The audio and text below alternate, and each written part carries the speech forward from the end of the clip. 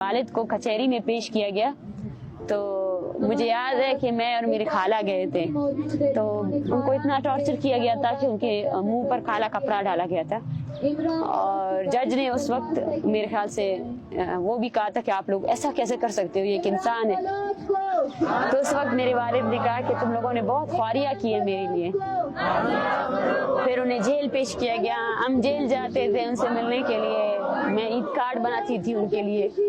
اور پھر جب وہ رہا ہوئے تو ہم کراچی گئے میری والدہ کے علاج کے لیے، اور آفٹر 6 months انہیں پھر سے ابڈکٹ کیا گیا۔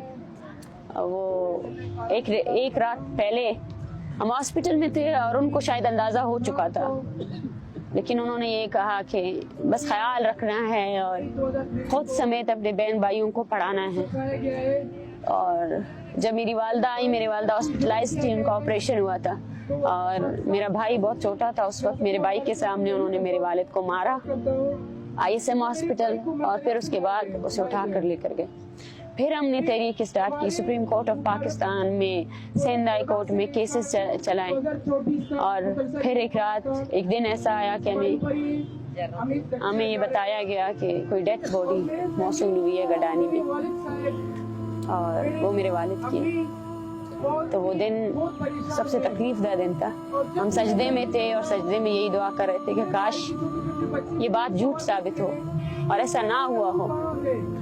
اور جب ہم گئے گاؤں تو میرے والد کو اتنا ٹارچر کیا گیا تھا کہ میرے جو چچا ہے انہوں نے تابوت بھی بند کر دیا تھا، ہم صرف اس کے فیس کو دیکھ سکتے تھے اور کچھ بھی نہیں۔ اور ایک قیامت تھی ہمارے گھر میں۔ میری والدہ وہ پہلے ہی ایک آف ایج میں جو ہے نا، ان کی ایج یہ نہیں تھی، وہ وڈو بن گئی۔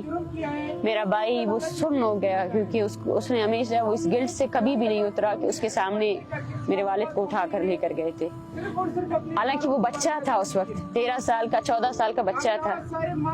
اور جب میرے والد کو وہ لوگ مار رہے تھے، ان کے ہاتھ سے گھڑی گر گئی تھی، تو وہ گھڑی بھی اٹھانے میرا بھائی گیا۔ وہ آج بھی ہمارے پاس ہے، اس کے اوپر جو اسکریچ ہے وہ ہمیں یاد دلاتے ہیں کہ جب کچھ شخص 5 منٹ میں میرے والد کو اتنا مار کر بے ہوش کر کے لے جا سکتے ہیں تو دوران حراست ان کے ساتھ کیا نہیں ہوا ہوگا، وہ کس حالت میں ہوں گے۔ اس کے بعد ہمارے کچھ لوگ جب رہا ہوئے تو ان میں سے 2-3 نے ہمیں یہی بتایا کہ ان کو بہت ٹارچر کیا گیا تھا، اور دوران حراست وہ تقریباً 7 مہینے تک ہاسپٹلائز بھی تھے۔ تو یہ میری کہانی ہے، اور یہ میرے خیال سے بلوچستان کے ہر گھر کی کہانی ہے۔ آپ کو ہر گھر میں کوئی بیٹی ایسے ملے گی جس کے والد کو انہوں نے ڈیتھ باڈی کے طور پر ان کو دیا ہے۔